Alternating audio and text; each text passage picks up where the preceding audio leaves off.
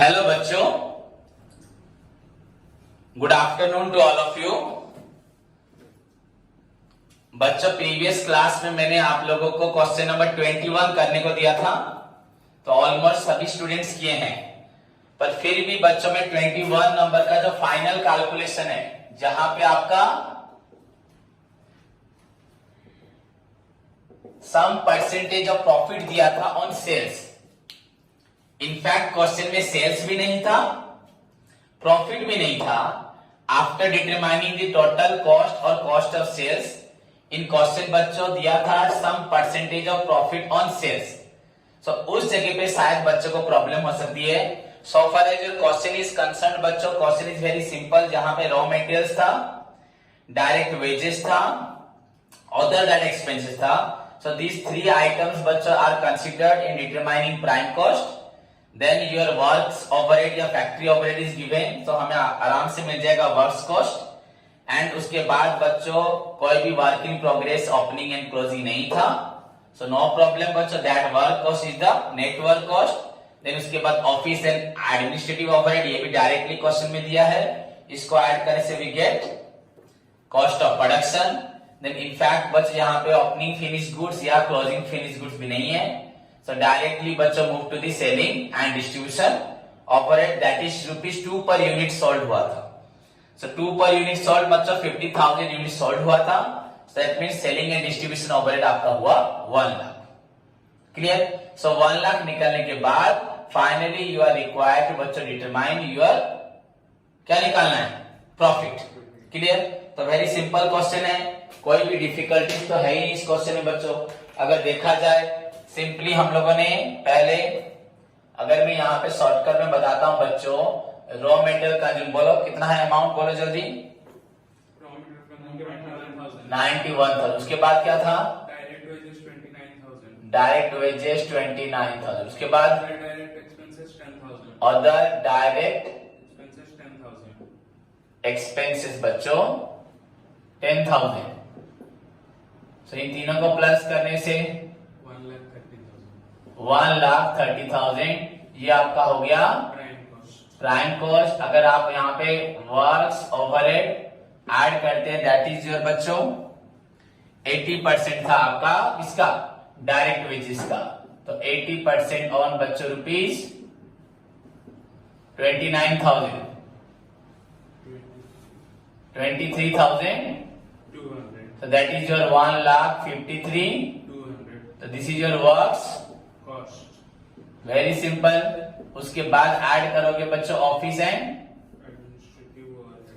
लिख दिया, बस ऑफिस ओवरहेड लिख दिया बच्चों। ये कितना है आपका 10% on work cost, so 10% on work cost बच्चों, इसका 10% मतलब on 153,200, so this is your 15,320, so ये आपका निकल गया 1,68,520। This is your cost of, क्या होगा ये, एंड फाइनली बच्चे कॉस्ट ऑफ प्रोडक्शन निकलने के बाद कुछ भी opening and closing stock of finish goods नहीं है। Now you are required to add selling and distribution overhead, ये आपका था rupees 2 per unit, so at the rate ₹2 into 50,000 unit sold हुआ, so this is your 1 lakh. तो आपको मिला 2,68,520, 2,68,520, this is your total cost, या क्या बोलते हैं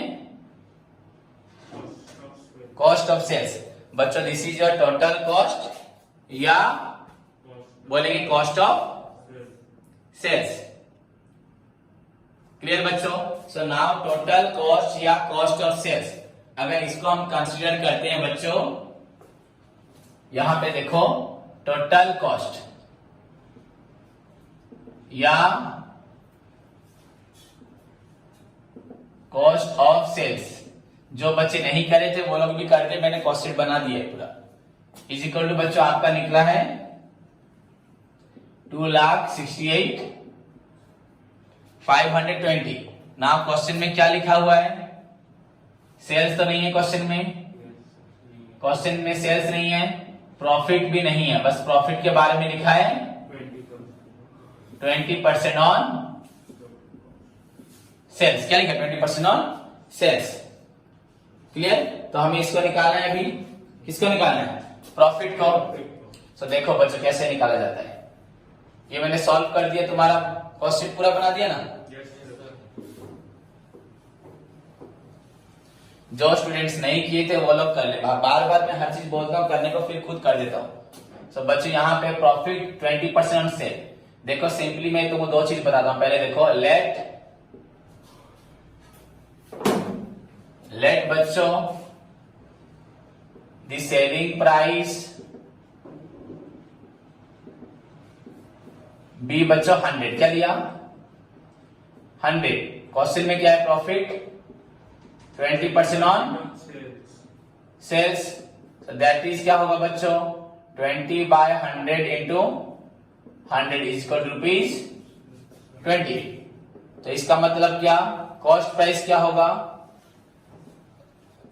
आपका सेलिंग प्राइस 100, प्रॉफिट 20। आप अगर एक चीज को 100 में बेचते हो, प्रॉफिट मिलता है 20। विशाल 100 टंका बिक्री करेगी, 100 रुपए में बेच के प्रॉफिट होता है 20। 100 बिक्री करी, प्रॉफिट इज 20। तो कॉस्ट प्राइस कितना? 80। क्या?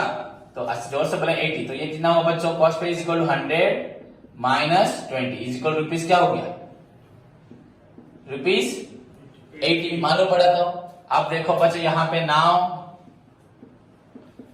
व्हेन बच्चों इधर देखो कॉस्ट प्राइस इज रुपीज क्या है?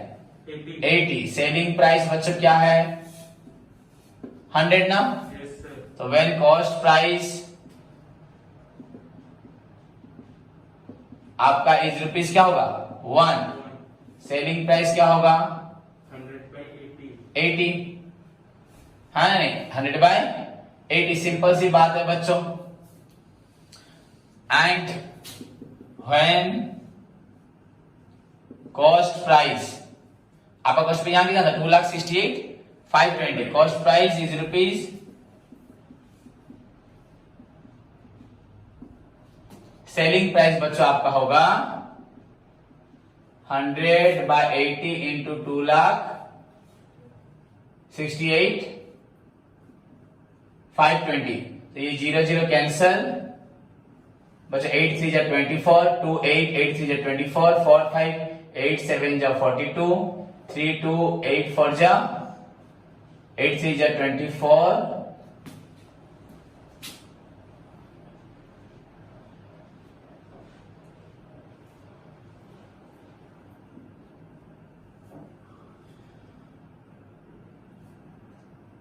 बच्चों क्या निकला ये आपका? 33,565। 33,565 into 100.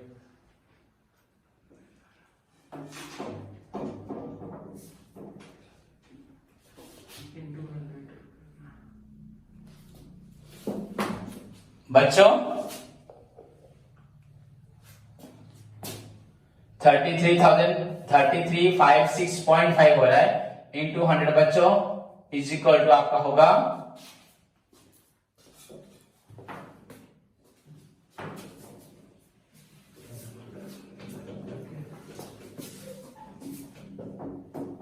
Is equal to this is your rupees 33,506 এটা 0.5 था 5650 33,000 नहीं सॉरी 3,35,650 दिस इज योर बच्चों 3,35,000 3,35,500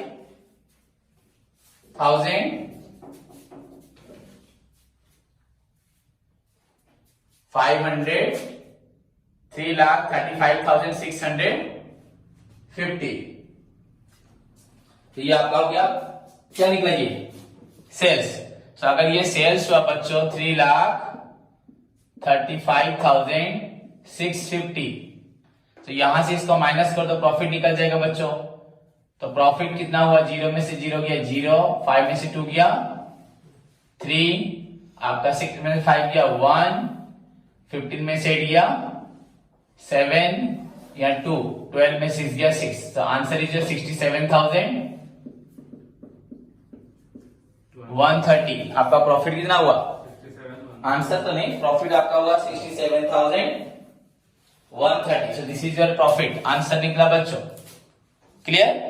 तो बच्चों this is the process of calculating your profit when selling price is not given and profit is given on some percentage on sales. जब selling price question में नहीं होगा एंड प्रॉफिट दिया होगा बच्चों कुछ परसेंटेज ऑन सेल्स। बट ये शायद थोड़ा बड़ा लग रहा है कैलकुलेशन, मैं आपको और इजी बता दूं, but this is the original calculation. ऐसे ही सबको समझना चाहिए। अगर मैं वहां बैठा होता सीट पे तो मैं ऐसे ही समझता। This is the concept of understanding बच्चों how to calculate the profit on sales when sales is not given. Profit कैसे निकलता है बच्चों सेल के ऊपर, जब सेल क्वेश्चन में होता नहीं है, प्रॉफिट भी नहीं होता, बस सम परसेंटेज होता है, ओनली कॉस्ट प्राइस होता है, तब कैसे निकाला जाता है क्या, सेल्स एंड प्रॉफिट। समझ में आया? बट मैं आपको और एक इजी प्रोसेस बताता हूं बच्चों जहां पे आप तुरंत कर सकते हैं। पहले बताया भी एक बार, देखो ध्यान से।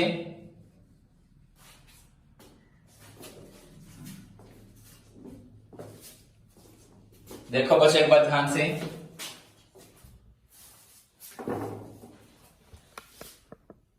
वेरी इजी प्रोसेस बच्चों। कभी फ्यूचर में एंट्रांस दोगे कोई भी तो आपको तुरंत निकालने में हेल्प होगा। तो बच्चों सिंपल सी बात है, यहां पे जो भी है क्वेश्चन में हमारे पास तीन चीजें होती है। एक होता है सेलिंग प्राइस, एक होता है कॉस्ट प्राइस, या मैं पहले स्टार्ट करता हूं। पहले होता है कॉस्ट प्राइस, उसके बाद होता है प्रॉफिट, उसके बाद होता है बच्चों क्या, सेलिंग प्राइस। ये कॉन्सेप्ट है, दुनिया का कॉन्सेप्ट यही है। पहले आपका होता है कॉस्ट प्राइस, उसमें ऐड होता है क्या, प्रॉफिट। आपका प्रॉफिट ऐड होने से निकलता है क्या, selling price. This is the concept है कि नहीं है? Yes. और कुछ कॉन्सेप्ट है दुनिया में क्या, नहीं है। तो ये है आपका कॉस्ट प्राइस, ऐड होगा बच्चों उसमें आपका प्रॉफिट, तो आपका निकलेगा सेलिंग प्राइस। ये हमारा कॉन्सेप्ट ऐड हो गया। बच्चों यहां पे हमें देखना है क्वेश्चन क्या लिखा है। क्वेश्चन लिखा है बच्चों 20%। क्या लिखा है? वेरी सिंपल प्रोसेस, समझ जाओ, सब समझ पाओगे। 20% बच्चों 20% क्या लिखा है, ऑन कॉस्ट प्राइस या ऑन सेल प्राइस? क्या दिया है, on sale price. Cost price दिया क्वेश्चन में, कॉस्ट प्राइस तो हर कोई निकाल लेगा, तुरंत नहीं निकालेगा क्या? क्या दिया क्वेश्चन में, ऑन, तो नीचे की तरफ ना। तो 20% किसके ऊपर निकालना है, एंड सेल क्वेश्चन में गिवन है या नहीं है? बच्चों ये भी नहीं है, ये भी नहीं है क्या? बस क्या लिखा है क्वेश्चन में, ये हमारा क्वेश्चन था, प्रॉफिट है some percentage on selling price. Very simple, एक बार में सीख जाओगे, पर मैं समझा रहा हूं अभी। तो बच्चा 20% का मतलब क्या है मुझे बताओ बस। 20/100 है या नहीं? 30% का मतलब, 40% का मतलब, 5% का मतलब, 0.5% का मतलब 0.5/100।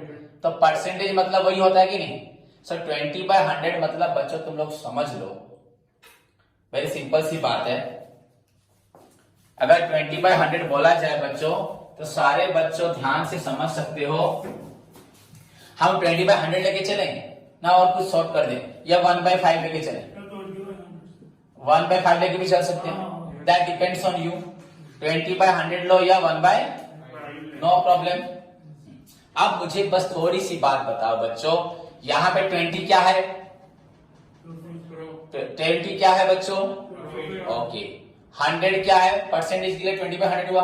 अब मैं तुमको एक बात बताता हूं बच्चों, सोच लो हमारा प्रॉफिट किस पे दिया है, सेलिंग प्राइस पे।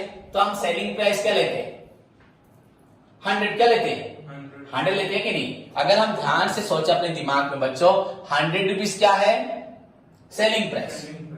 100 क्या है, एंड 20 क्या है, मतलब बच्चों 100 में से 20 क्या है, प्रॉफिट है।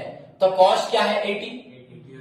5 में से 1 क्या है, प्रॉफिट है। 5 में से 1 है प्रॉफिट, तो 4 क्या है कि नहीं है? मेरी बात बोलो। सर 20 अगर आपका यहां पे प्रॉफिट है कितना, 20। सेलिंग है कितना? 100. मैं सिंपल सा बता दिया 20 ये है आपका प्रॉफिट, ये आपका है सेलिंग। तो बच्चा आपका कॉस्ट कितना होगा? 80 होगा कि नहीं होगा? सिंपल सी बात है ना। अगर बच्चा प्रॉफिट है 20, सेलिंग है 100. तो कॉस्ट कितना होगा? 80. 80 होगा कि नहीं होगा? कि नहीं होगा?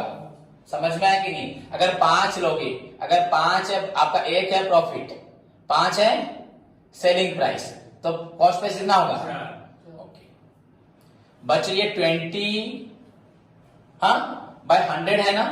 Yes, sir. ये किसके ऊपर है? On Say. सेल्फ के ऊपर। अगर बच्चा 20 बाय 80 कर दूं, 20 बाय 80 कर दूं, ये किसके ऊपर हो जाएगा? On Cost. सिंपल सी बात है बच्चों, 20 बाय 100, दिस इज द क्या है? Percentage of profit on. Sale. बच्चों तुम लोग स्कूल में प्रॉफिट लॉस कभी पढ़े होंगे। Find out the profit, okay, then find out the profit percentage on sale, find out the profit percentage on cost. Usually हम पढ़ते क्या है? कॉस्ट, पर कभी कभी क्वेश्चन में क्या होता है? सुने कि नहीं सुने? Find out the profit percentage on sales. So बच्चा 20 है प्रॉफिट, 100 है। पहली बात 100 क्या है? सेल। तो बोले सर आप लोग कैसे मालूम पड़ा 100 सेल है? क्वेश्चन में क्या लिखा था? 20% ऑन, Sale. तो सेल को लोगे 100। Yes, sir. अगर 20% कॉस्ट होता तो क्या करता? Cost. कॉस्ट को लेता 100। अब यहाँ सेल है ना, सो 20 हुआ आपका प्रॉफिट, आपका 100 क्या होगा? सेल। 20% ऑन सेल है मतलब 20%, सपोज 30% ऑन सेल, 30 पे 100, तो इसको लेता प्रॉफिट, इसको क्या लेता? सेल। अगर लिखा होता 30% कॉस्ट, तो 30 पे 100 इसको लेता प्रॉफिट, इसको लेता कॉस्ट। वही डिफरेंस है और कुछ नहीं है। तो अगर 20% है बच्चा, 20 बाय 100 हो रहा है, कॉस्ट कितना होगा तुम्हारा? 80। तो दैट बच्चों 20 बाय 100 इज इक्वल टू बच्चों 20 बाय 80 होगा। क्या होगा? 20 by 100 is equal 20 by 80। Don't think ये 1 बाय 5, ये 1 बाय 4, ये नहीं बोल रहा मैं। इस बात को मैं नहीं बोल रहा बच्चों, मेरी बात को ध्यान से सुने, मैं क्या बोलना चाहता हूं। बच्चों 20 बाय 100 जो फिगर निकलेगा, हाँ 20 बाय 80 भी बच्चों वही फिगर निकलेगा, प्रॉफिट वही निकलेगा। मतलब बच्चों dash percentage of sales equal dash percentage on cost. समझ में आया कि नहीं? ये परसेंटेज बच्चों अलग अलग होगा जरूर, बट अमाउंट क्या होगा? सेम होगा। सिंपली अगर बोला जाए तो मैंने तुमको क्या बोला? 20 बाय 100 इक्वल 20 बाय 80। अगर मैं यहां पे क्या करता इस क्वेश्चन में, इसी क्वेश्चन में सिंपली हमारे पास क्या था? 20% सेल, Yes, sir. मतलब 20 हुआ आपका, Profit. 100 सेल हुआ, 100. तो कॉस्ट कितना है? 80. तो 20 बाय, 80. तो 20 बाय अगर मैं 80 कर देता बच्चों यहाँ पे 20 बाय 80 इंटू क्या? 2 लाख। 6. डायरेक्ट इसको इंटू करता, किसको? Sir, cost. हाँ, तो बच्चों आंसर क्या होता? देखो ये कर दिया ना, 4 6 जा 24, 2 8 4 7 जा 28, 5 बच्चों हुआ तो 4 1 जा 4, 1 2 4 3 जा, देखो निकल, क्या निकला? प्रॉफिट। क्या निकल गया? नहीं निकला? डाउट रहा कुछ? प्रॉफिट निकला कि नहीं निकला? तुरंत डायरेक्ट प्रॉफिट निकल जाता। क्या निकल जाता? Very simple. और एक चीज बता रहा हूं, देखो जैसे सपोज लिखा है 30%, क्या लिखा था? 30%. बच्चा 30% ऑन किसके ऊपर दिया है? ऑन। तो तुम पहले क्या करोगे? 30 मतलब 30 बाय, तो 30 हो गया प्रॉफिट, सेल हो गया, कॉस्ट कितना हुआ? 70. तो तुम एग्जैक्टली एग्जाम में अगर 30 by 100 30% on sale is equal to बच्चों 30 बाय 70 ऑन 2 लाख 68. ऐसे करोगे भी तो एग्जाम में मार्क्स नहीं कटेगा। Yes, sir. 30 बाय 70 इंटू इतना इज इक्वल टू आंसर निकल जाएगा। Yes, sir. समझे कि नहीं समझे? कि नहीं समझे?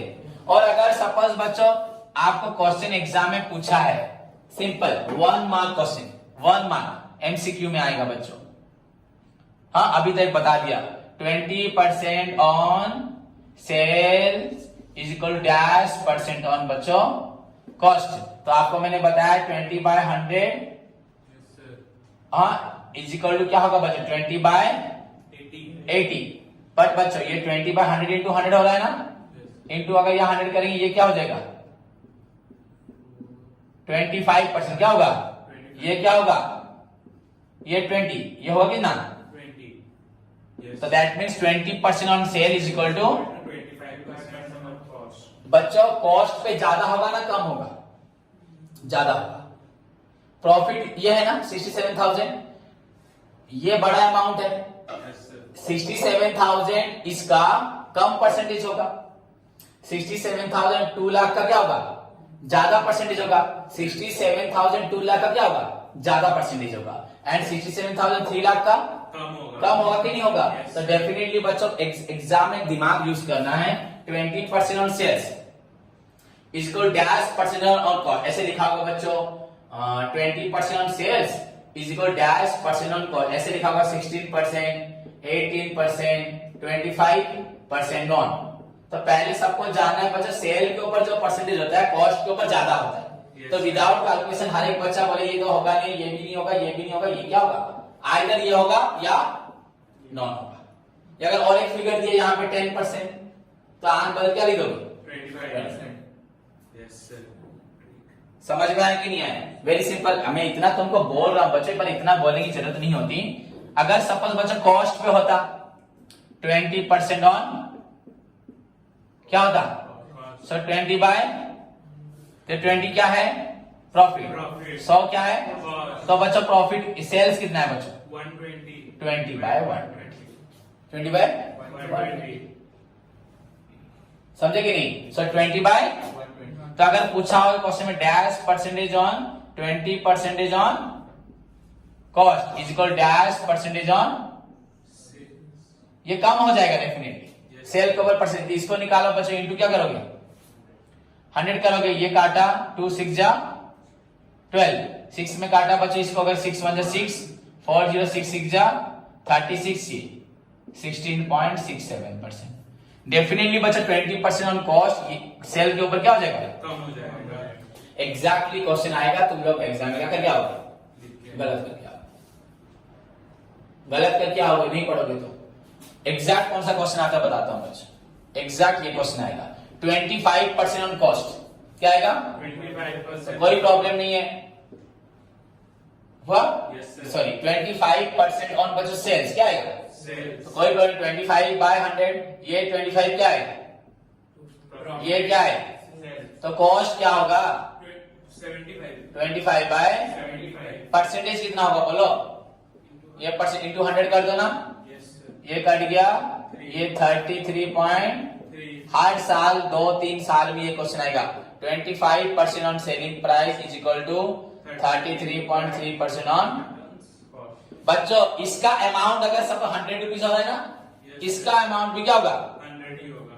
25% ऑफ प्रॉफिट 100, बच्चों 20% profit of 3,33,000 is equal 67, Yes, sir. 25% on बच्चों कॉस्ट इज इक्वल टू 67,130। समझे कि नहीं समझे, Yes. वेरी सिंपल है ना। Yes, sir. तो दिस ट्रिक को शायद आप लोग को याद रखना चाहिए, तो इजीली आप सारे मैथ्स को कर पाओगे, नहीं कर पाओगे Yes, sir. आप कोई भी मैथ कर सकते हो। Yes. 15% on sales, Yes. 15 by, 100. So this is your, Profit. This is your, Sales. सो कॉस्ट क्या होगा 15 बाय 85. 85।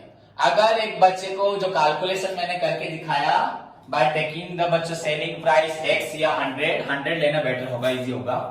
अगर उसको करने में किसी स्टूडेंट्स को थोड़ा दिक्कत होता है, so you can write here only profit 20% on sale Yes. is equal to बच्चों 25%। कैसे मालूम पड़ेगा, 20 बाय 100 कर दोगे तो यहाँ पे ये प्रॉफिट, ये है सेल, तो कॉस्ट होगा 20 बाय 80, तो इज इक्वल इतना 20 बाय 80 मतलब क्या है, इंटू 100 करने से 25% ना, Yes. Is equal 25% on Cost. तो ऐसे लिख दोगे तो वो इक्वल हो जाएगा, टीचर समझ जाएंगे। Yes, sir. एंड इसको इंटू कर दोगे हो जाएगा answer 25 by 100 into 2,68,520 is equal to 67,130। Yes, sir. तो ये सबसे सिंपलेस्ट प्रोसेस है। अगर मैं बस तुमको बता देता तो तुम रट लेते, बट समझे थोड़ा सा Yes, sir. कि नहीं हुआ, डाउट रहा किसी को, No, sir. क्लियर तो? Yes, sir. नहीं सुनाई दिया? Yes, sir. नहीं सुनाई दिया? Yes, sir.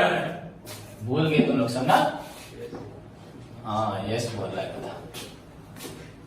सब बच्चों बता पाओगे तो? हाँ 10% on cost 110. Equal dash percentage बच्चों सेल्स। कैसे निकालोगे? 10/100 इज इक्वल टू बच्चों 10/110 होगा, पर परसेंटेज तो निकालोगे, इंटू क्या करोगे? 100. तो यहाँ 0 0 कट जाएगा. तो 100/, डेफिनेटली बच्चों 10 से कम होगा लेकिन। Yes, sir. तो 11 मतलब 11 9 से 99, 99. आपका रहा 1 0 मतलब 0 11 9.09 क्या हुआ? 9.09. 9.09%। अगर एक बच्चे को तुरंत करना है तो, नहीं तो एक मार्क के मैथ को भी इतना बड़ा करते रहोगे, लेट 100 लेके। Yes, sir. एक मार्क की मैथ को भी लेट करके करते रहोगे, कैसे करें कैसे करें, यहाँ तो नहीं दिया, 100 लें क्या लें, सिंपल सी बात है। एंड अगर बच्चों दिए ये सेल के ऊपर तो कॉस्ट हो जाएगा 10/90, 90. और ये कॉस्ट है तो सेल होगा 10/10 प्लस 90 100। ये है प्रॉफिट, ये है क्या सोच लो, समझे? Yes, sir. पर पहला परसेंटेज नीचे वाला 100, एंड जिस पे दिया होगा सेल तो नीचे वाला सेल हो जाएगा, ऊपर तो प्रॉफिट होगा, अगर कॉस्ट भी जाएगा नीचे वाला कॉस्ट हो जाएगा।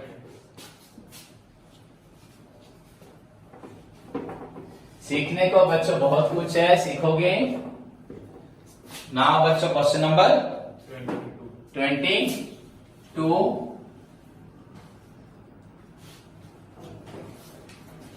इट्स ए डिफरेंट क्वेश्चन बच्चों 22। अब तक जो मैथ्स पढ़े हो इन सबसे थोड़ा डिफरेंट है। क्वेश्चन नंबर 22 बच्चों कोई नेम लिखा है? Yes, sir. क्या लिखा है? K1 Foods Manufacturing. Statement of cost of किसका लिखा है बच्चों? आनंद। आनंद Waterproof manufacturer. ये आनंद मैन्युफैक्चरिंग बच्चों क्या लिखा है? आनंद मैन्युफैक्चरिंग।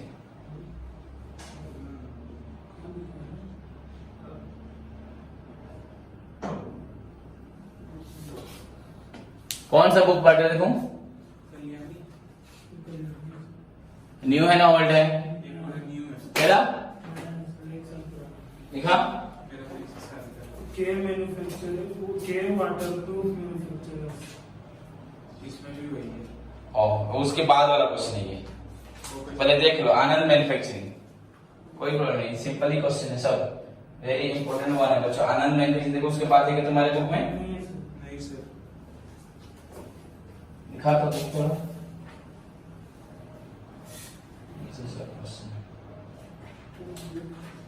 बच्चों। ये क्वेश्चन इंपॉर्टेंट देखो, आनंद मैन्युफैक्चरिंग समझ पाओगे, ऐसा एग्जैक्ट क्वेश्चन एग्जाम में आते हैं बच्चों। क्वेश्चन थोड़ा अजीब सा है, अगर आप थोड़ा पढ़ूंगा देखोगे।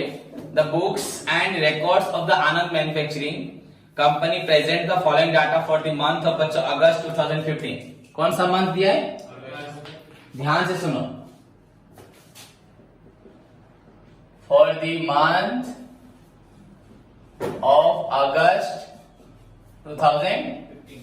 क्वेश्चन थोड़ा अलग है, आपको करने में भी इंटरेस्ट आएगा। यहाँ पे 2 बार स्टेटमेंट हम लोग बनाएंगे बच्चों। Direct labour cost 16,000, 160% of factory overhead. क्या लिखा है? बहुत अच्छा क्वेश्चन है, आएगा तो तुम गलत करोगे सब, पर आप गलत नहीं करो। Cost of goods sold question में दिया है, क्या दिया है बच्चों? कॉस्ट ऑफ गुड्स सोल्ड हम निकालते हैं, पहले रॉ मटेरियल कंज्यूम, फिर प्राइम कॉस्ट, मालूम है कि नहीं? फर्स्ट क्या निकालते हैं? रॉ मटेरियल्स कंज्यूम, उसके बाद प्राइम कॉस्ट, उसके बाद बच्चों आपका gross work cost, then net work cost, then cost of production, then cost of goods sold. तो यहाँ पे कॉस्ट ऑफ गुड्स सोल्ड दिया, सोच लो। तो डिफरेंट क्वेश्चन है कि नहीं? नेक्स्ट बच्चों रॉ मटेरियल दिया, opening closing, work in progress भी दिया, ओपनिंग क्लोजिंग, फिनिश गुड्स भी दिया, ओपनिंग क्लोजिंग। बच्चों रॉ मटेरियल ओपनिंग दिया 8,000, क्लोजिंग दिया 8,600। ओपनिंग दिया एंड क्लोजिंग दिया 8,000। बच्चों परचेज नहीं दिया, तो ओपनिंग 8,000 था, क्लोजिंग 8,600 कैसे हो गया? क्वेश्चन समझो मेरी बात, हमारे पास माल था 8,000 एंड क्लोजिंग में है 8,000, तो डेफिनेटली परचेज हुआ होगा। कैसे बढ़ेगा? अपने आप बढ़ जाएगा माल।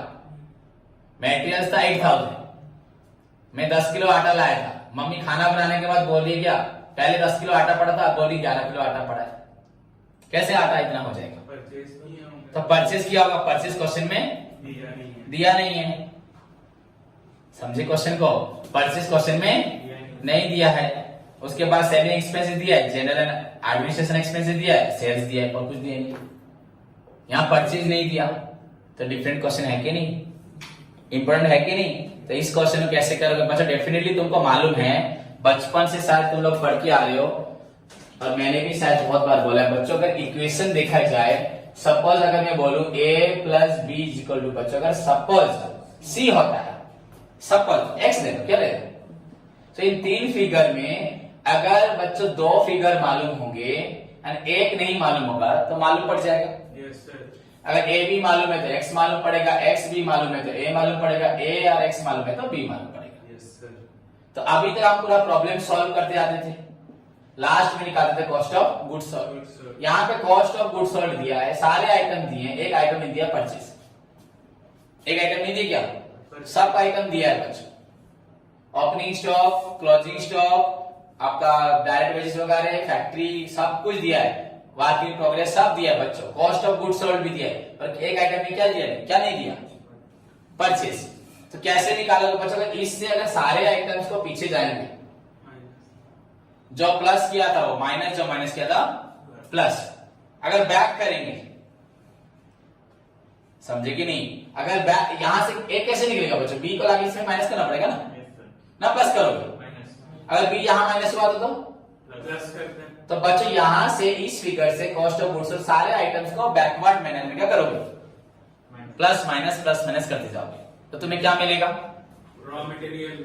रॉ मटेरियल परचेज मिलेगा। उसके बाद मिलने के बाद फिर से स्टार्टिंग करोगे बनाना, opening stock of raw material, yes sir. Then purchase of, raw material. Then उसके बाद closing stock of, raw material. चलेगा? Yes। पर पहले तुम्हें क्या निकालना पड़ेगा? Purchase of. मेरी बात समझे? यस तो सर। तुम्हें पहले परचेज ऑफ रॉ मटेरियल निकालना पड़ेगा, क्वेश्चन में ये है नहीं, नहीं। तो ये आपका प्रॉब्लम है। मेरी बात समझ गया कि नहीं समझे? सो बच्चों हम लोग क्या, अगर यहाँ पे मैं बनाता हूँ question, statement of cost of Anand manufacturing for the month, ये लिख दिया मैंने। सपोज बच्चों ध्यान से देखो, पहले पर्टिकुलर्स, डिटेल्स, अमाउंट। बच्चों यहां पे पहले क्या लिखूंगा मैं? Opening stock of raw materials ना, ये कितना है आपका? 8000। उसके बाद बच्चों दिया closing stock of raw material, क्या दिया है?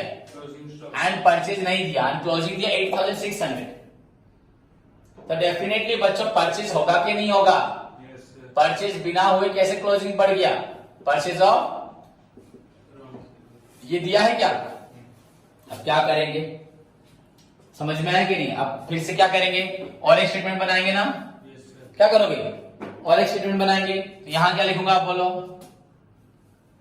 क्या लिखूंगा? Statement of purchase, statement of, यहां था कॉस्ट, यहां क्या निकलेगा? Statement of. परचेज। मेरी बात समझे? Statement of purchase. अगर इसको बनाता हूं, देखो अब ध्यान से, बहुत बड़ा बनेगा बच्चों, छोटा नहीं बनेगा। क्या लिख करेंगे बच्चों? हमारे पास क्या है? Cost of goods sold. कितना है ये हमारे पास क्वेश्चन में? देखो बिल्कुल डिफिकल्ट नहीं है, जो स्टूडेंट सुनेगा, घर पे मेहनत करेगा, वो तुरंत कर पाएगा। बच्चों कॉस्ट ऑफ गुड्स सोल्ड हमारा क्वेश्चन में है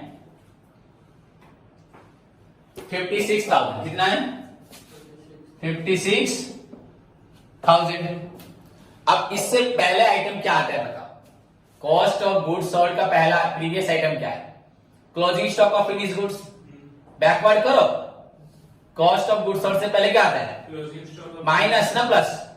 माइनस। माइनस। तो इसे क्या करेंगे अब हम लोग? जोड़ देंगे। Plus closing stock of finish goods ना। कितना है closing stock of finish goods बोलो? 18,000। कितना है? 18,000। तो ये कितना हुआ? 74,000 minus opening stock of Finished goods. Finish goods बचो, ये कितना है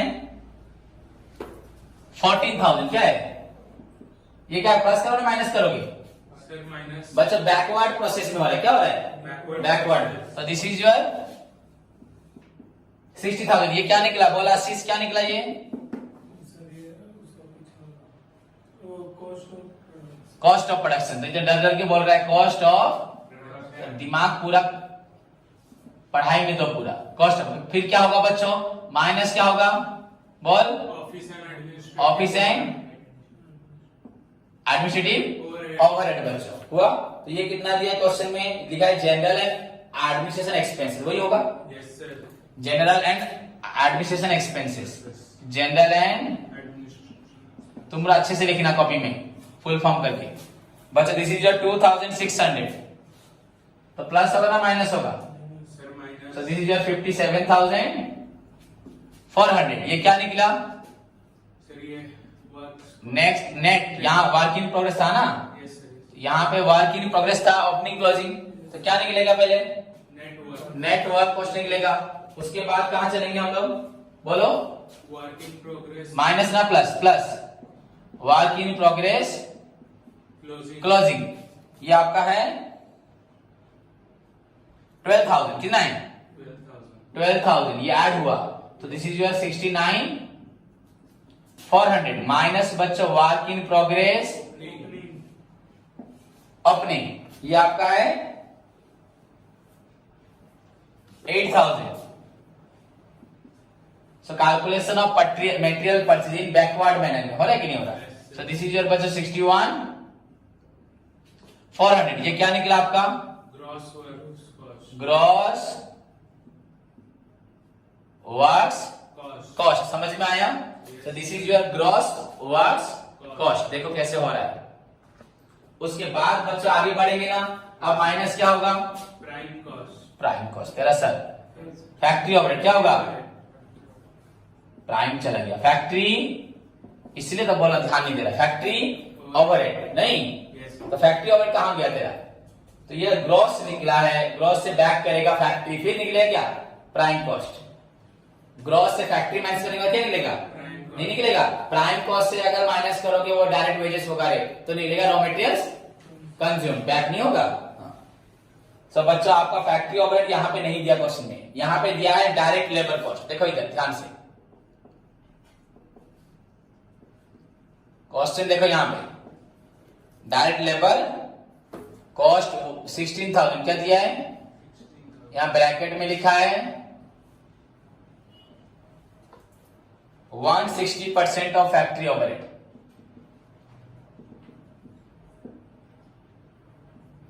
ऐसे लिखा हुआ है। Factory overhead is not given in the question. Factory overhead बच्चों क्वेश्चन में नहीं है, बट लिखा है डायरेक्ट लेबर दिया है, एंड ये है इसका 160%। किसका? फैक्ट्री ओवरहेड का 160% क्या है? मतलब बच्चों सोच लो ना, सपोज फैक्ट्री ओवरहेड है x, Yes, sir. इसका 160% मतलब 160 बाय 100. इज इक्वल टू बच्चों क्या आ रहा है? 16,000। डायरेक्ट लेबर कॉस्ट है आपका 16,000, दैट इज 160%। तो x है क्या? Factory overhead. ये 160% है, तो x बच्चों कैसे निकलेगा?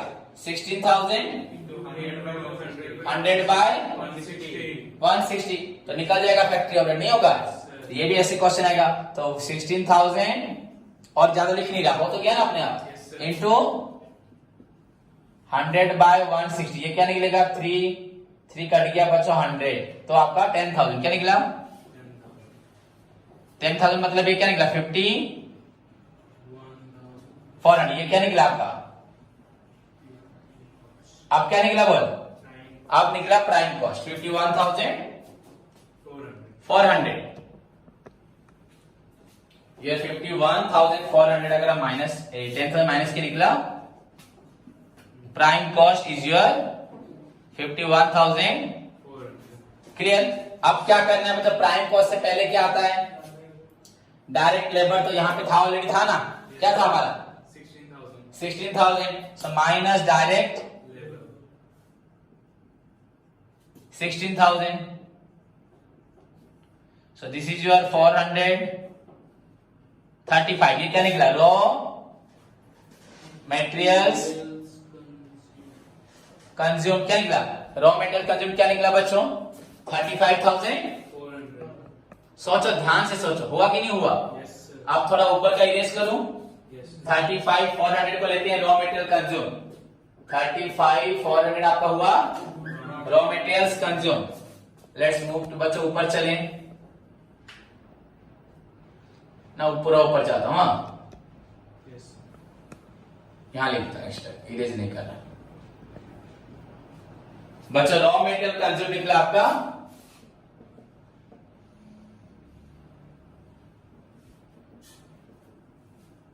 दिखाई दे रहे ना Yes, sir. Yes, sir. बच्चों? ये निकला आपका 35,400। बच्चों यहां पे फिर बैक में क्या closing stock of raw material minus होता है, वो प्लस होगा ना। Yes, sir. Closing Stock of stock of ये आपका 8,600 लगना था, 8,600। तो ये क्या ऐड होगा ना? दिस इज 43,000 ना 44,000। ओके, यहां पे अगर बच्चा होता कैरेज, कैरेज क्या होता प्लस, वो भी कैरेज क्या होता यहाँ पे माइनस, जो प्लस वो माइनस। उसके बाद ओपनिंग स्टॉक ऑफ यहाँ पे कितना था? 8,000। क्या था? 8,000। So this is your 32,000। क्या निकला? 36 क्या निकला? 36 और 8 क्या होगा? 44 होगा। तो क्या निकला? रॉ मटेरियल्स परचेज क्या निकला बच्चों? Raw materials purchase. ध्यान से सभी स्टूडेंट देखें, raw materials purchase 36। I think सभी को समझ में आया। Yes, sir. अब देखो बच्चों, सिंपली मुझे देखो बस, और किसी कुछ करने की जरूरत नहीं है। रॉ मटेरियल्स बच्चों योर परचेज हुआ 36,000। नाउ सिंपली यू कैन, बस सभी मुझे देखो, आई डोंट थिंक मुझे अब करने की जरूरत है। अगर मैं तुम्हारी जगह होता तो बिल्कुल करता नहीं, खुद बना के सर को भी मेहनत करने देता, खुद करता बच्चों सारे मैथ को। 36,500। सो रॉ मटेरियल का कितना हुआ आपका? 36,000। उसका ऐड होगा कितना? 44। ऐड करने की जरूरत नहीं है बच्चों, वहां ऑलरेडी ऊपर क्या है? 44 है कि नहीं है? अब उसी के बाद क्या है? Closing stock of raw material, ये 8,000। Yes, sir. तो बच्चों आंसर क्या निकला उसके ऊपर? 35,000। तो वहीं से देख के लिख दूंगा ना। Yes. क्या निकला? ये रॉ मटेरियल्स Consume. पर हमारा कैलकुलेशन तो ठीक होना चाहिए, निकल गया। उसके बाद रॉ मटेरियल कंज्यूम के बाद, उसके बाद क्या है हमारे पास? मतलब उसी को फिर से उतार देना है नीचे से ऊपर तक। Yes, sir. आप नीचे जाओ, 35,400 हुआ ना। Yes. अब इसके बाद ये क्या हुआ था? यहाँ पे डायरेक्ट लेबर माइनस हुआ था, यहाँ ऐड क्या हो जाएगा? Direct labor. ऐड हो जाएगा डायरेक्ट लेबर। यहाँ पे ऐड डायरेक्ट लेबर कितना है? 16,000। सो क्या निकला उसके ऊपर? 51,000 400. प्राइम। तो देखने की जरूरत कुछ करने की, बस उसी को उठा दो ऊपर से, बस सिंबल्स क्या हो जाएंगे? Change हो जाएंगे. क्योंकि तुम्हें तो मालूम है ना क्या ऐड होता है क्या लेस होता है, होगा कि नहीं होगा? Yes. तो वेरी सिंपल वे बच्चों to find out the your finally क्या तुम्हें मिल जाएगा? Cost and Cost. Cost and cost and Profit. अरे हमें बनाना है स्टेटमेंट ऑफ कॉस्ट, मतलब क्या निकालना है? Statement of cost. Cost. But how we could not determine the cost since बच्चों purchase is not given in the question. But बच्चों purchase नहीं है मतलब कुछ तो जरूर होगा। मैंने बोला ना ABC 3 फिगर्स एंड आपको C निकालना, तो डेफिनेटली A और B का वैल्यू होगा ही होगा, नहीं होगा तो C निकलेगा ही नहीं, ऐसा हो ही नहीं सकता। कुछ तो एक होगा ना, Yes. कुछ तो क्लू होगा। तो यहाँ पे बच्चों अगर purchase of raw material is not given, definitely और कुछ ऐसा होगा। मे बी प्राइम कॉस्ट हो सकता है, मे बी आपका ग्रॉस वर्क कॉस्ट हो सकता है, नेटवर्क कॉस्ट हो सकता है, आपका कॉस्ट ऑफ प्रोडक्शन हो सकता है, कॉस्ट ऑफ गुड्स। पर इसने हमको जान मुझे इतना बड़ा लगवा दिया, नहीं लगवा दिया। अगर वो प्राइम कॉस्ट से भी स्टार्ट करता तो हमें क्या मिल जाता? मेटेरियल परचेज पर हमें छोटा करना पड़ता, बैक प्रोसेस बहुत छोटा होता। Yes. उसने पूरा नीचे से हमें ग्राउंड लेवल से उठाया। अब ग्राउंड लेवल से ऊपर आए, ऊपर से फिर नीचे चले जाओ, वही फिगर सेम रहेंगे, बस सिंपल बच्चा प्लस जो है माइनस माइनस जो है प्लस, उसको तुम देखोगे ही नहीं। Yes, sir. अगर एक बच्चा अपने दिमाग से करेगा तो और उसको 5-7 मिनट लगेगा, 8 मिनट लगेगा, और इसी को अगर उतार देगा तो 1 मिनट में 2 मिनट में क्या करेगा, उसको उतार देगा, बस खाली प्लस माइनस होगा, फिगर सब A to Z फिगर बस सेम रहेगा, बस नीचे वाला ऊपर से आएगा। Yes, sir. So बच्चों this is the another important question for your exam, in fact for your +3 बच्चों।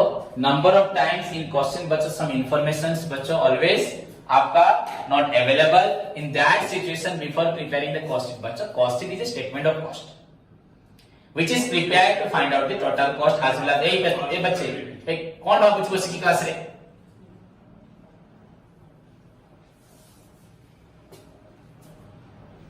बच्चा cost sheet is a statement of cost which is prepared to determine the total cost as well as cost per unit of production। बच्चा what exactly the format and what exactly the contents required to prepare the cost sheet, that is enough for a student कि कैसे cost sheet बनाया जाता है, which are the items which are taken into account while determining raw material consumed, while determining prime cost, what are the items considered in factory overhead, office and administrative overhead, selling and distribution overhead। No more thing is required to prepare statement of cost। चाहिए क्या, कुछ भी नहीं चाहिए। So cost sheet बनाना difficult नहीं है, so far as your syllabus is concern, books questions are concern. हाँ दूसरे बुक्स में अलग अलग क्वेश्चंस है, टेक्निकल प्रॉब्लम है बच्चों। अगर मैं बोलूं टेक्निकल प्रॉब्लम के बारे में तो ये एक टेक्निकल प्रॉब्लम है, बट आई डोंट थिंक, और आप भी सोचोगे कि कभी फ्यूचर में अगर कॉस्ट अकाउंटेंट बनते हो आपको ऐसा प्रॉब्लम फेस करना पड़ेगा। आप कॉस्ट अकाउंटेंट हो, आप ही खुद इंफॉर्मेशन कलेक्ट करोगे, खुद ही स्टेटमेंट ऑफ कॉस्ट बनाओगे, आपको कोई क्वेश्चन देगा क्या? ऐसे क्वेश्चन बस तुम्हारी आईक्यू को चेक करेगी, एक बच्चा सिंपली वे में क्वेश्चन बना सकता है। अगर एज तुम्हारा ब्रेन बढ़ाने के लिए एग्जाम में टेक्निकल क्वेश्चन आएंगे, सो दैट तुम गलत करोगे और मार्क्स कटेंगे। तुम्हारा ब्रेन भी इंप्रूव होगा जब तुम थोड़े मोड़े क्वेश्चन को घुमा के दिया तो तुम सॉल्व करोगे। 20% ऑन सेल्स कैसे निकलेगा? Otherwise so far as the preparation of cost sheet is concerned बच्चों, I have already told you 10 question with format, हर दिन बता रहा हूं। कॉस्ट शीट बनाना फ्यूचर में अगर कंपनी का कॉस्ट शीट बनाना तुमको डिफिकल्टी नहीं होगी, but you require to collect the lots of information, you are required to scrutinize each and every activities incurred in production to prepare the cost sheet, but preparation of cost sheet depends on your work, depends on your team, how well you collect the information। जितना perfect information collect करोगे cost sheet बनेगा, but cost sheet में ऐसी technically चीजें practical life में कभी आएगी नहीं। But exam point of view से, नॉलेज पॉइंट ऑफ व्यू से, इंटरव्यूज पॉइंट ऑफ व्यू से, हाँ जितने हायर स्टडी पढ़ते जाओगे आगे बढ़ोगे उस पॉइंट ऑफ व्यू से you are required to face, you will have to face a number of technical question where the direct cost sheet requirement is not given। you are required to find out, you are required to prepare the same cost, same profit, but in some other way, so that requires your extra knowledge, एक discipline, understanding, discipline, समझ में आएगी। उसके लिए discipline understanding चाहिए। तो मैं 2 चीज बता रहा हूं, जीवन में अगर कॉस्ट अकाउंटेंट बन गए तो ऐसा प्रॉब्लम कभी नहीं आएगा टेक्निकली। तो खुद ही क्वेश्चन बना, खुद ही आंसर बना, हाँ या नहीं? क्या तुमको मालिक क्वेश्चन बना के दोगे हमारे कंपनी का क्या बना? मालिक आपको सब जर्नल लेजर ट्रायल बैलेंस बना के देगा, बोलेगा फाइल अकाउंट बनाओ, ऐसा होगा क्वेश्चन? तुम खुद निकाल के देते हो, लो ब्लड टेस्ट करो, हाँ वो खुद ही निकालेगा, खुद ही सब करेगा, सब खुद ही करेगा ना, हम कुछ करेंगे? समझे कि नहीं समझे? तो यहां पे 2 चीज है बच्चों, एक रियल लाइफ और एक तुम्हारा फ्यूचर को स्ट्रॉन्ग रियल लाइफ में पहुंचने के लिए तुम्हें आज अपने बेस को क्या करना है? स्ट्रॉन्ग करना है। सो अगर कोई बच्चा पूछेगा आपको क्वेश्चन आता है, डेफिनेटली 100% अभी तुम लोग को जहां तक तुम्हारा सिलेबस एंड बुक्स के क्वेश्चंस हैं वहां तक तुमको सब कुछ आता है। एंड अगर ऐसा कुछ होगा जो नहीं आएगा, उसमें कुछ टेक्निकल पॉइंट होंगे, इनडायरेक्ट पॉइंट्स होंगे विच यू नीड टू बच्चों अंडरस्टैंड। अगर समझ गए तो उसको भी तुम सॉल्व कर दोगे। अदरवाइज कॉस्ट अकाउंटिंग में first chapter two determine the cost and cost per unit तुम सारे बच्चों आराम से निकाल सकते हो। आई डोंट थिंक किसी को भी कोई प्रॉब्लम होगा नहीं कि कॉन्सेप्ट नहीं समझे मेरी बात को। तो हम जितने मैथ्स कर चुके हैं हो चुका है। अगर कोई आइटम्स नहीं समझ में, सर ये आइटम्स क्या है, ये आइटम सर आएगा कि नहीं आएगा, बस ऐसा। बट आई डोंट थिंक तुमको वैसा भी प्रॉब्लम अपियर कभी होगा। सारे आइटम्स को तुम खुद अंडरस्टैंड कर लोगे। अगर सोच रहे अगर मैंने ऑफिस के आइटम को फैक्ट्री में डाल दिया, क्या कॉस्ट चेंज हो जाएगा, प्रॉफिट चेंज हो जाएगा, चेंज होगा? अगर सेलिंग के आइटम को ऑफिस में डालूंगा प्रॉफिट चेंज होगा ना? आंसर सेम रहेगा। बस हाँ, कॉस्ट ऑफ प्रोडक्शन कम हो जाएगा, सेलिंग कॉस्ट बढ़ जाएगा, या कॉस्ट मैंने ऑफिस के आइटम को सेलिंग में डालो तो सेलिंग कॉस्ट ज्यादा दिखाई देगा, कॉस्ट ऑफ प्रोडक्शन कम दिखाई देगा। ऑफिस के आइटम को अगर फैक्ट्री में डालोगे तो वर्क कॉस्ट ज्यादा हो जाएगा, ऑफिस ओवरहेड में कम दिखाएगा। But that's the point, difference यही होगा। अगर सारे चीज को भी प्लस कर दोगे, सारे क्लोजिंग को माइनस कर दोगे, तभी तुम्हें आंसर क्या मिलेगा, कॉस्ट एंड प्रॉफिट निकल जाएगा। अगर आंख बंद करके कॉस्ट को सारे आइटम को प्लस कर दो, क्या करो बोला, सभी को प्लस कर दो, बस क्लोजिंग आइटम को माइनस कर दो, फाइनली सेल माइनस कर दो, क्या निकलेगा, प्रॉफिट ही निकलेगा, टोटल कॉस्ट ही निकलेगा। But we are required to prepare the statement of cost in a systematic manner because the secondary object of the cost accounting is the cost control। क्या आपका prime cost इतना था, factory overhead इतना कैसे बढ़ गया, क्यों अननेसेसरी खर्च कर रहा है? तो कंट्रोल कहां करना है, प्राइम में ना फैक्ट्री में? ऑफिस क्यों ज्यादा हुआ, सेलिंग क्यों ज्यादा हुआ? अब तक तो कॉस्ट ऑफ प्रोडक्शन पर परफेक्ट था, प्रीवियस टाइम में हमारा प्रोडक्शन कॉस्ट इतना था, इस बार प्रोडक्शन कॉस्ट इतना है, पर टोटल कॉस्ट क्यों बढ़ गया, ड्यू टू बच्चों selling and distribution. So the another category of the cost accounting जो हमारा कॉस्ट कंट्रोल है, जो कॉस्ट अकाउंटेंट जब बनोगे तुम करोगे, तो दैट्स व्हाई बच्चों you require to present the information under appropriate head. किस हेड में गलत हुआ है? अगर मैं तीनों को मिला के 300 रुपए दूंगा और सारा पैसा सपोज फैजान आशीष खा लेंगे, रितेश कुछ नहीं खाएगा, मार तो तीनों को पड़ेगी, हाँ, क्योंकि रितेश कुछ बोल नहीं पाएगा। अगर तीनों को 100 रुपए दूंगा और बाद में देखूंगा किसने क्या किया, फैजान खा गया, रितेश ने काम करके 100 का 150 रुपए कमा के लाया, तो वैसा होता तो क्या होता, 300 रुपए लिया, कमा कितना लाए, 150 लाए। रितेश काम किया है पर ये लोग काम नहीं किए, ये 100 का 150 कमाया पर वो 200 का कुछ भी नहीं कमाया, खा लिए, पर पनिशमेंट तो तीनों को मिल जाएगा।